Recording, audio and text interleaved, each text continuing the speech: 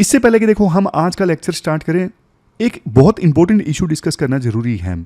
कल देखो 31 जुलाई को एसएससी के जो एस्पायरेंट्स हैं और टीचर्स हैं वो इकट्ठा हुए थे एसएससी से अकाउंटेबिलिटी की मांग के लिए, रिफॉर्म लाने के लिए। स्टूडेंट्स का देखो ये कहना है एसएससी के जो एग्ज़ाम ऑनलाइन होता है ना, उसमें कभी माउस काम नहीं करता, कंप्यूटर हैंग हो जाता है, सर्वर ठप पड़ जाता है, बहुत सारे स्टूडेंट्स को नुकसान हो जाता है। सेंटर्स 500 किलोमीटर दूर मिलते हैं, अंडमान निकोबार में मिल गया, कर्नाटक में मिल गया, यूपी के स्टूडेंट का सेंटर।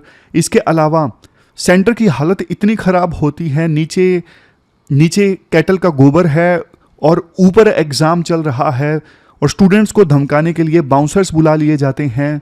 पहले देखो एग्ज़ाम लिया जाता था टीसीएस के द्वारा, अब एक ब्लैक लिस्टेड फर्म को ठेका दे दिया गया है एग्ज़ाम करवाने का, एडुक्विटी, जिसको लेके ये टीचर्स मांग कर रहे हैं कि एक स्टूडेंट इतनी तैयारी करता है तो कम से कम देखो एग्ज़ाम तो ढंग से लो।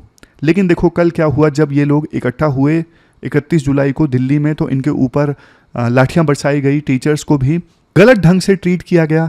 देखो एस्पायरेंट्स जो हैं, चाहे वो यूपीएससी के हों, एसएससी के हों, फ्री में जॉब तो नहीं मांग रहे हैं, वो सिर्फ इतना मांग रहे हैं कि हम मेहनत करते हैं तो भैया बस एग्ज़ाम अच्छे ढंग से कंडक्ट कर लो, इससे ज़्यादा और कुछ नहीं।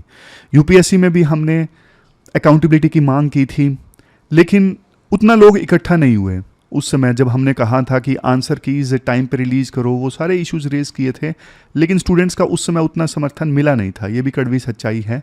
लेकिन देखो एसएससी टीचर्स के साथ में और स्टूडेंट्स के साथ में जो भी हो रहा है उसके बारे में अवेयरनेस फैलाना ज़रूरी है, क्योंकि चाहे देखो कोई भी एग्ज़ाम का एस्पायरेंट हो, उसका दुख दर्द हम लोग नहीं समझेंगे तो कौन समझेगा। तो ये बताना आपको ज़रूरी था। डेट आज की 1 अगस्त है, 1 अगस्त 2025। आज 3 इश्यूज हम डिस्कस करेंगे। सबसे पहले हम आर्टिकल आज डिस्कस करेंगे गुड गवर्नेंस से संबंधित, good governance and administrative reforms का आर्टिकल है। दूसरा आर्टिकल हम डिस्कस करेंगे आज चाइल्डहुड केयर एजुकेशन का, चाइल्डहुड केयर एंड एजुकेशन। तीसरा आर्टिकल आज हम डिस्कस करेंगे कौन सा, ट्रंप ने जो अनाउंस किया है कि इंडिया से इंपोर्ट होने वाले माल पे 25% टैरिफ लगेगा, तो ये आर्टिकल हम डिस्कस करेंगे तीसरा। चलिए डिस्कशन स्टार्ट करते हैं। आज के डिस्कशन में जो पहला इंपॉर्टेंट आर्टिकल है वो देखो एडमिनिस्ट्रेटिव रिफॉर्म्स से संबंधित है। अपने सिलेबस में जीएस पेपर सेकंड के इस टॉपिक से आर्टिकल को रिलेट कर सकते हो। First thing first, good governance यानी सुशासन का मतलब क्या है? मतलब देखो ऐसी गवर्नेंस जहाँ पे लोगों का काम फास्ट हो, ट्रांसपेरेंटली हो और जो ऑफिशियल्स हैं उनकी अकाउंटेबिलिटी हो, मतलब उनके एक्शंस के प्रति उनकी जवाबदेही हो और काम फेयर तरीके से हो। ऐसा नहीं किसी का जल्दी कर दिया, किसी का कर दिया, किसी का नहीं किया, किसी का जल्दी कर दिया, किसी का फास्ट कर दिया, ऐसा नहीं। फेयर तरीके से काम होना चाहिए, तो ऐसी गवर्नेंस होती है गुड गवर्नेंस। बट प्रॉब्लम क्या है, देखो हमारा जो एडमिनिस्ट्रेटिव सिस्टम है ना, वो आज भी कॉलोनियल जमाने के रूल्स और कल्चर पर चल रहा है। देश को आज़ाद हुए 75 वर्ष से ज़्यादा समय हो चुका है, लेकिन कॉलोनियल ईरा में जैसा सिस्टम था ना, फोकस उस समय कंट्रोल पे था। मतलब कैसे भी करके जनता को अपने ना जूते की नोक पे रखना है, कंट्रोल करना है उनको, और कुछ भी जनता की भलाई के लिए काम किया जाता कॉलोनियल ईरा में, उसे चैरिटी माना जाता था। लेकिन अब तो ये सोच नहीं होनी चाहिए। लेकिन देखो आज भी आपको हैरानी होगी, कई जो ऑफिसर्स हैं इस सोच के साथ काम करते हैं कि जनता की भलाई के लिए कोई स्कीम का फ़ायदा दे रहे हैं तो मतलब हम एहसान कर रहे हैं। जबकि देखो वो सिविल सर्वेंट है, नाम में ही सर्वेंट है, बट वो अपने आप को सर्वेंट मानने के बजाय राजा मानने लगते हैं। जैसे देखो कॉलोनियल ईरा में एक चक्रव्यूह था। चक्रव्यूह किस चीज़ का? फाइल्स का चक्रव्यूह, फाइल्स पे फाइल्स, रेड टेपिज्म, बहुत ज़्यादा करप्शन था, अप्रूवल लेने पड़ते थे हर एक चीज़ के लिए, बहुत। वो चक्रव्यूह आज भी देखने को मिलता है। हालांकि देश में एलपीजी रिफॉर्म्स आ गए, लेकिन फाइल का बर्डन, जैसे हमारे देश में ना एक एनओसी लेनी हो ना, फाइल जो है 8-10 डेस्क पे जाती है, पहले इस डेस्क पे जाएगी फिर उस डेस्क पे, और असल में डिसीजन जो होता है वो फाइनल ऑफिसर का होता है, लेकिन फिर भी फाइल जाती है। कोई मटेरियल प्रोक्योर करना है, कई सारे डिपार्टमेंट्स की सहमति लगती है, 3 से 4 महीने का समय लग जाता है, तब जाके प्रोक्योरमेंट हो पाता है। तो फाइल पे फाइल, फाइल पे फाइल, फाइल पे फाइल। और देखो एक बड़ी चीज़, सिस्टम में क्या कमी है, अगर हम इसका क्रिटिकल एनालिसिस करते हैं ना, तो ना ऑफिसर्स इसे अपने ऊपर पर्सनल अटैक मानने लगते हैं। कि ये तुम तो मेरे ऊपर अटैक कर रहे हो। प्रोफेशनल फीडबैक का कल्चर ही नहीं है हमारे देश में कि प्रोफेशनली किसी ऑफिसर का फीडबैक दिया जा सके, तो उसके ऊपर पर्सनल अटैक नहीं है, उसके प्रोफेशनल काम पे फीडबैक है। नहीं, ऐसा कोई कल्चर नहीं है। किसी भी आप प्रोफेशनली किसी को फीडबैक दोगे, वो कहेगा मेरे ऊपर अटैक है ये। और जो ऑफिसर्स की एनुअल परफॉर्मेंस रिव्यू होता है ना, मतलब गवर्नमेंट ऑफिसर्स की रेटिंग होती है, एनुअल काम के बेसिस पे दी जाती है, वो मोस्टली देखो सभी ऑफिसर्स की ना आउटस्टैंडिंग ही होती है। आप कभी भी देख लेना, ज़्यादातर ऑफिसर्स की रेटिंग आपको आउटस्टैंडिंग मिलेगी। अगर देखो सब टॉप परफॉर्मर हैं सरकार में, तो फिर गवर्नेंस इतनी खराब क्यों चलती है? सोच के देखो। और दूसरी चीज, अगर हर एक ऑफिसर को 10 में से 10 रेटिंग मिल जाएगी, आउटस्टैंडिंग रेटिंग मिल जाएगी, तो उसके पास फिर इंप्रूव करने का स्कोप बचता ही कहां? उसके हिसाब से तो सब सही चल रहा है, मेरी 10 में से 10 रेटिंग है, तो उसको कोई इंसेंटिव ही नहीं है इंप्रूव करने का, फिर वो इंप्रूव करेगा क्यों? इसीलिए तो गवर्नेंस हमारे देश में इंप्रूव नहीं होती। समझ गए? जैसे आपको एक एग्जांपल देता हूं।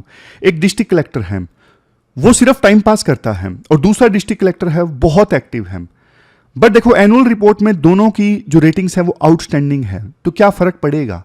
एक्टिव और लेजी जो ऑफिसर है ना, क्या उसके पास कोई इंसेंटिव होगा इंप्रूव करने का, अपनी लेजीनेस छोड़ने का? नहीं होगा। फिर नेक्स्ट पॉइंट राइटर के द्वारा दिया जाता है, हमारे देश में ना एक बड़ी कमी ये है, जो रूल्स है ना वो काफी ज्यादा अनक्लियर रहते हैं, एम्बिगुअस रूल्स रहते हैं। कानून बनाती है सरकार, रूल्स बनाती है, क्लियर नहीं बनाती। तो ना रूल्स क्लियर नहीं होते, इस वजह से ना दोनों तरह के ऑफिसर्स के पास में स्कोप होता है। मतलब सेम रूल्स के साथ एक ऑफिसर कोई प्रोजेक्ट चल रहा है उसे फास्टन कर सकता है, और सेम रूल्स के साथ में दूसरा ऑफिसर आएगा, वो कोई ना कोई छोटी मोटी कमी निकाल के काम को रुकवा सकता है। तो राइटर बोलते हैं यार रूल्स इतने अनक्लियर नहीं होने चाहिए कि ऑफिसर के पास में इतना स्कोप हो। समझ गए ना? जैसे एक सिटी में ना मेट्रो प्रोजेक्ट चल रहा है, अब एक ऑफिसर तो है एनर्जेटिक, फॉरवर्ड थिंकिंग, उसने काम फास्ट करवा दिया, वो रूल्स का सहारा लेता है और कहता है कि देखो काम फास्ट करवाना जरूरी है, लेकिन उसका ट्रांसफर हो गया। फिर आता है नया ऑफिसर, वो रिस्क एवर्स है, वो बिल्कुल भी रिस्क नहीं लेना चाहता, वो बोलेगा नहीं रूल्स में क्लैरिटी नहीं है, डाउट आ गया है, काम रुकवाओ, काम बंद करो। मतलब पॉइंट यहां पे ये निकलता है, हमारा जो सिस्टम है ना वो पर्सन सेंट्रिक है, प्रोसेस सेंट्रिक नहीं है। ऑफिसर्स के पास में इतना स्कोप होना ही नहीं चाहिए, प्रोसेस ड्रिवन सिस्टम होना चाहिए कि ऑफिसर अगर नया भी आ गया तो प्रोसेस चलती रहेगी। फिर तीसरा पॉइंट आता है यहां पे, पहले दो पॉइंट कौन कौन से थे? पहला पॉइंट तो देखो ये था कि हमारे देश में ना एनुअल परफॉर्मेंस रिव्यू वाला जो पॉइंट हमने डिस्कस किया, सबकी 10 रेटिंग है, वो पहला पॉइंट। दूसरा पॉइंट हमने डिस्कस किया रूल्स अनक्लियर हैं। अब आता है तीसरा पॉइंट, इंस्टीट्यूशनल मेमोरी की कमी है हमारे देश में। मतलब देखो ये बहुत हिडन प्रॉब्लम है, इस पे कोई बात नहीं करता, इसको इग्नोर कर दिया जाता है। इंस्टीट्यूशनल मेमोरी, जैसे देखो जो पुराना काम डिपार्टमेंट के द्वारा किया गया है ना, उसका प्रॉपर रिकॉर्ड नहीं मेंटेन किया जाता। पुराने जो प्रोजेक्ट चलाया गया उससे क्या लर्निंग्स हुई, उससे रिलेटेड नोट्स, ऑफिसर के कमेंट्स, ये सब चीजें ना संभाल के ही नहीं रखी जाती। अगर ये सब चीजें संभाल के रखी जाए ना, एक डिपार्टमेंट की, एक इंस्टीट्यूशन की ना मेमोरी डेवलप होती है, जो कि देखो हो नहीं पाती। जैसे आपको एग्जांपल देता हूं, एक सिटी में ना 5 साल पहले फ्लड आई थी, तो उस समय के कलेक्टर ने ना मान लीजिए फ्लड के लिए एक एक्शन प्लान तैयार किया था। अब वो कलेक्टर तो चला गया पुराना, नए कलेक्टर को वो प्लान मिला नहीं, क्योंकि डिजिटलाइज नहीं करवाया गया था, संभाल के नहीं रखा गया, रिकॉर्ड नहीं मेंटेन किया गया। तो अब नया कलेक्टर ना फिर से जीरो से काम करेगा और फिर से एक्शन प्लान बनवाएगा। अब सोच के देखो, टाइम वेस्ट, पैसा वेस्ट, रिसोर्सेज का नुकसान। तो ये नुकसान होता है। अगर मान लीजिए इंस्टीट्यूशनल मेमोरी हो ना, डिपार्टमेंट में जो जो हुआ है वो संभाल के रखा जाए, उसकी लर्निंग्स संभाल के रखी जाए, तो उसका कितना फायदा हो। इंस्टीट्यूशनल मेमोरी ना होने की वजह से ना पॉलिसी मेकिंग स्लो हो जाती है, क्योंकि पुराने आपने जो किया वो तो संभाल के रखा ही नहीं, फिर से नया करना पड़ेगा, हर बार नए ऑफिसर को जीरो से शुरू करना पड़ेगा। तो ये तीसरा पॉइंट है। चलो प्रॉब्लम्स तो हमने डिस्कस कर ली, अब सॉल्यूशंस की बात करते हैं, कैसे इंप्रूव करें सिस्टम। सबसे पहले तो देखो रूल्स को और ज्यादा क्लियर बनाओ।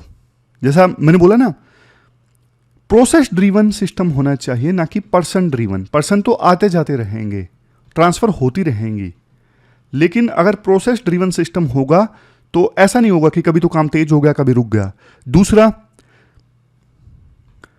रूल्स देखो सिंपल और क्लियर होने चाहिए, कोई कंफ्यूजन नहीं होना चाहिए, सबके लिए सेम इंप्लीमेंटेशन, ना सिफारिश ना नेटवर्क का यूज, कुछ भी नहीं। और डिजिटाइजेशन होना चाहिए।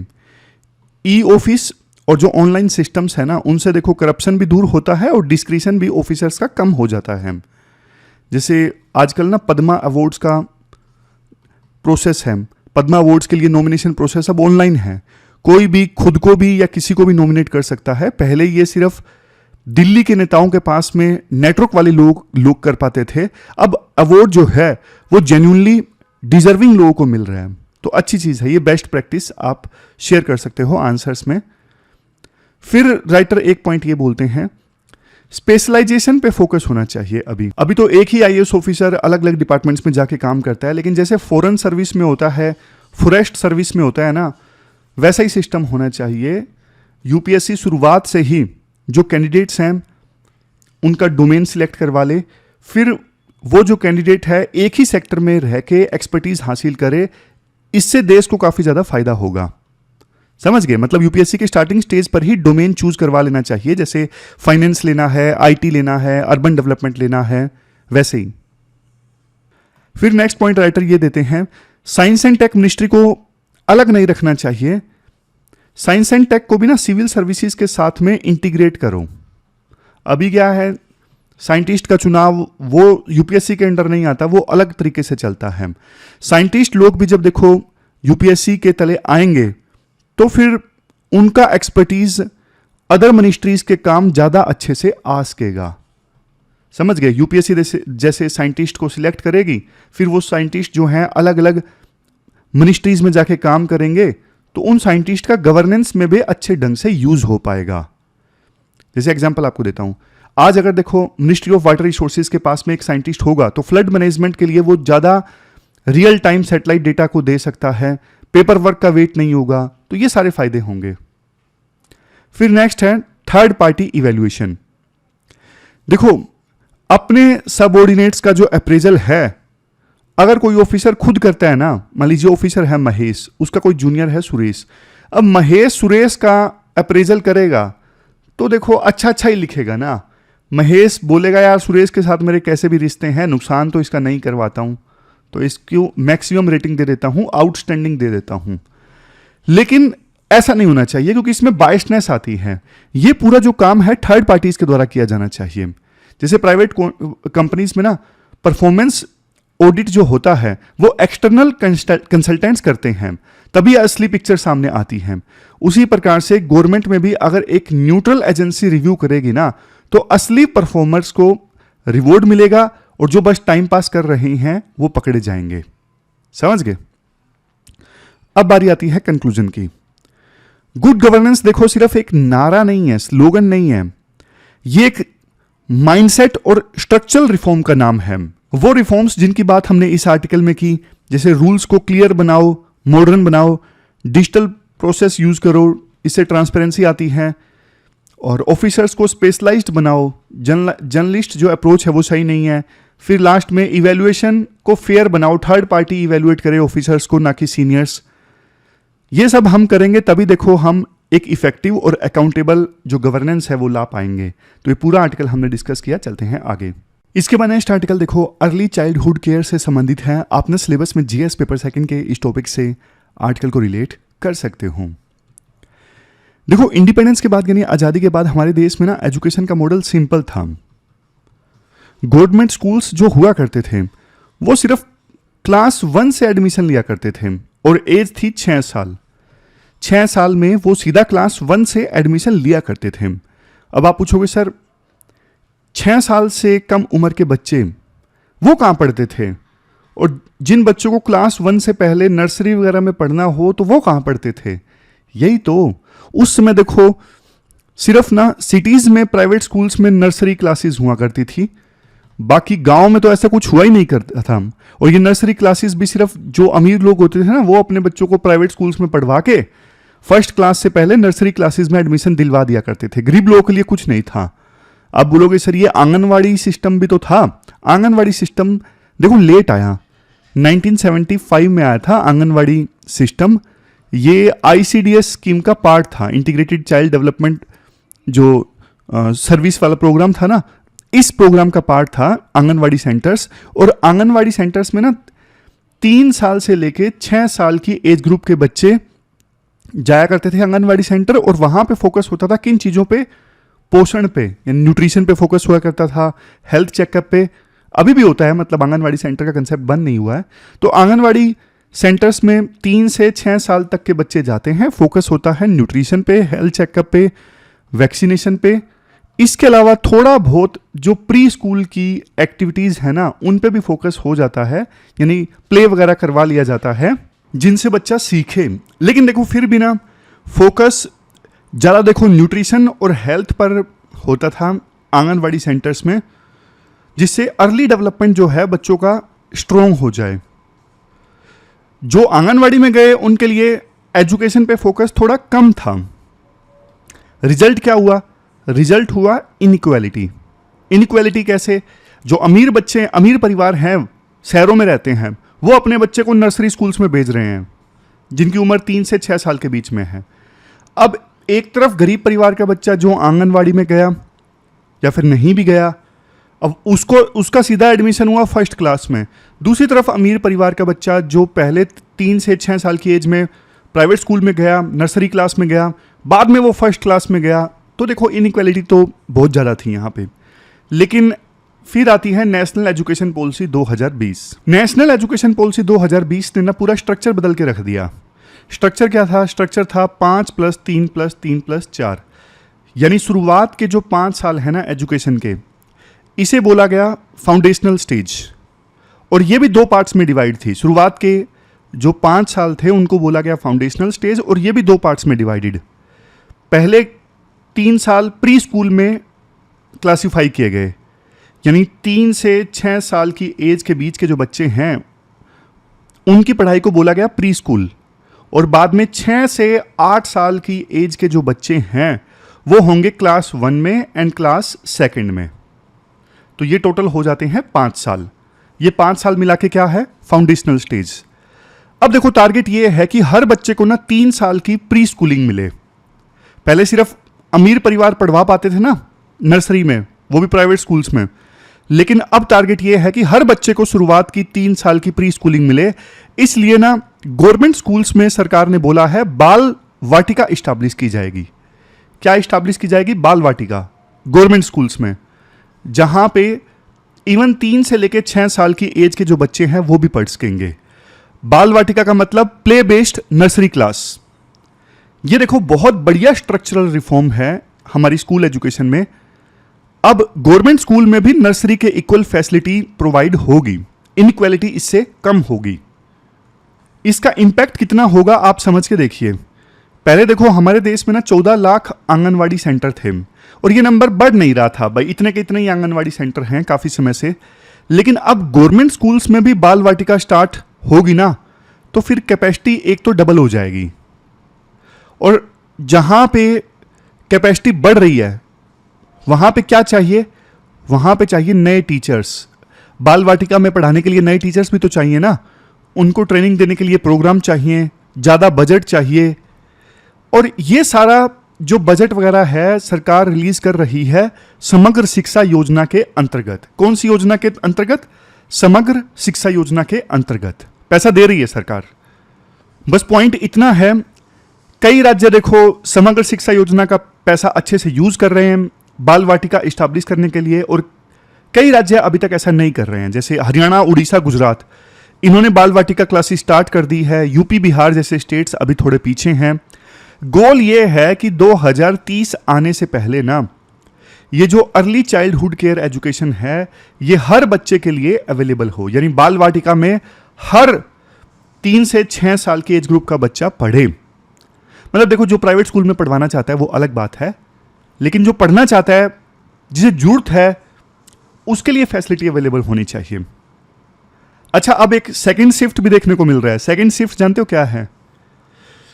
सेकंड शिफ्ट ये है, अब पेरेंट्स ना अपने बच्चों को आंगनवाड़ी से हटवा के बाल वाटिका में भेज रहे हैं। बाल वाटिका नया कंसेप्ट है और आंगनवाड़ी तो पुराना कंसेप्ट है, 1975 से चला आ रहा है। लेकिन पेरेंट्स को ये लगता है यार आंगनवाड़ी में ना पढ़ाई पढ़ाई तो होती नहीं है, तो इसलिए आंगनवाड़ी को छोड़ो, बाल वाटिका जो नई स्टैब्लिश हो रही है ना स्कूल्स के अंदर ही, यहां पे बच्चों को भेजो। समझ गए? जैसे दादरा एंड नागर हवेली में, दमन एंड दीव में, वहां पर ना हर स्कूल में अब प्री स्कूल क्लासेस ओपन कर दी गई हैं और 4 से 6 साल तक के जो बच्चे हैं वो आंगनवाड़ी को छोड़कर अब स्कूल्स ज्यादा जा रहे हैं। लेकिन देखो इसके साथ साथ ना एक चैलेंज भी आ गया है। चैलेंज ये है कि आंगनवाड़ी सेंटर्स तो अब खाली हो रहे हैं, उनका जो कोर फोकस है वो सिर्फ न्यूट्रिशन तक रह गया है, सिर्फ न्यूट्रिशन तक, क्योंकि पढ़ने के लिए तो बच्चे बाल वाटिका में जा रहे हैं ना।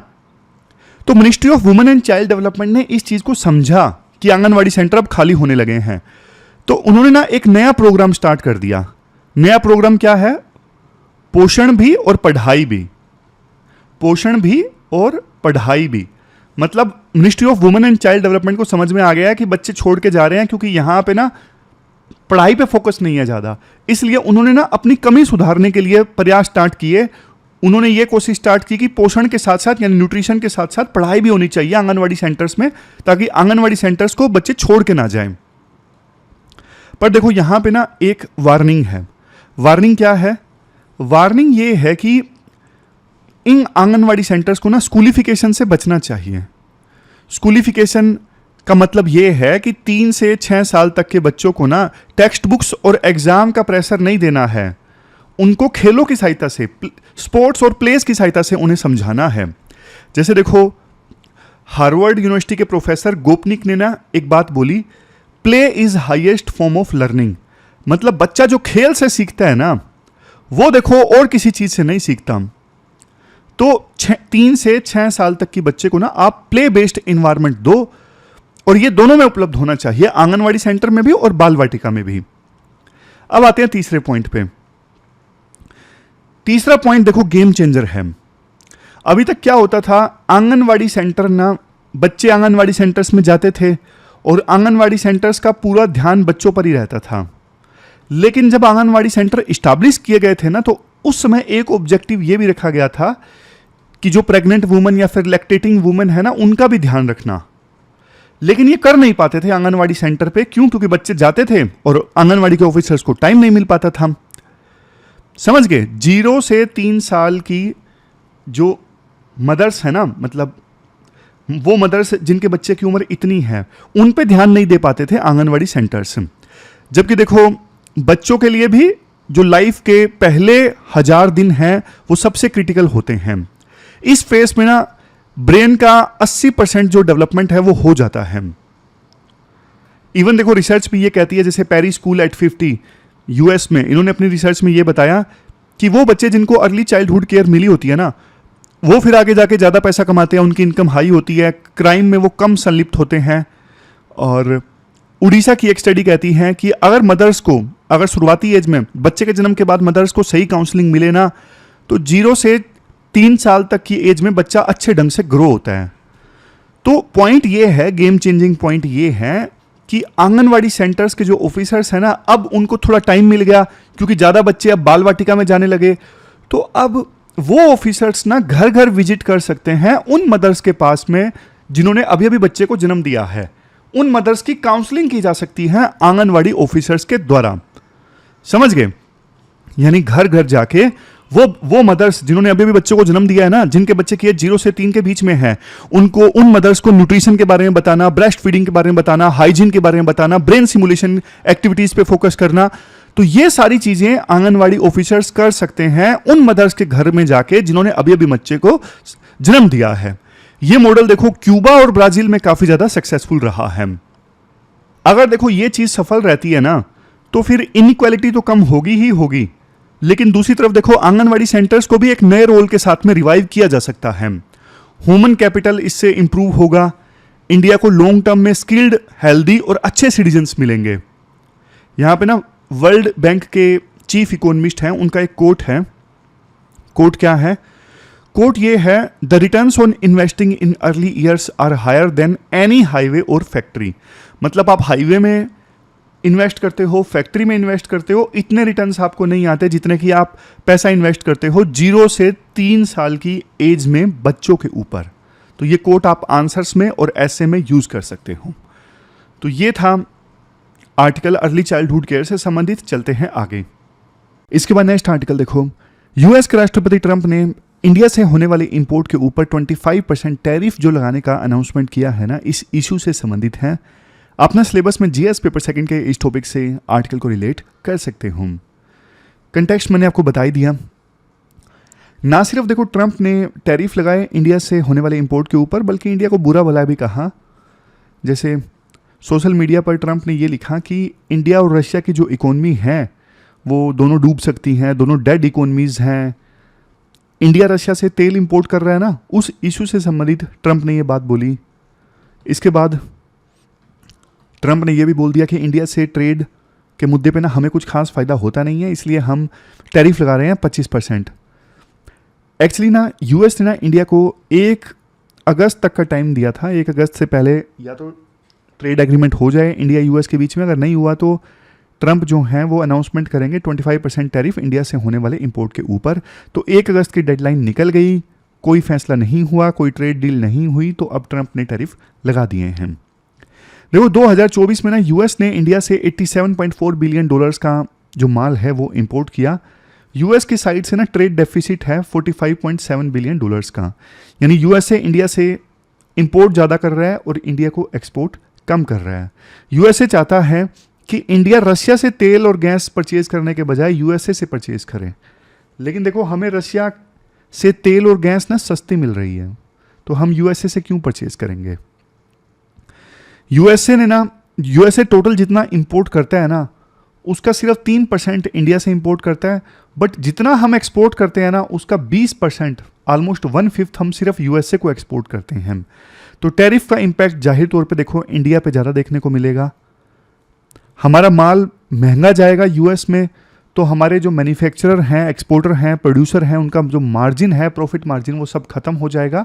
और हमारे जो कॉम्पिटिटर हैं जैसे वियतनाम, इंडोनेशिया, इक्वाडोर, इनका माल इंडिया के कंपैरेटिवली सस्ता जाएगा यूएस में, क्योंकि इनके साथ यूएस ने ट्रेड डील साइन कर ली है। तो इंडिया को सीधा सीधा नुकसान होगा।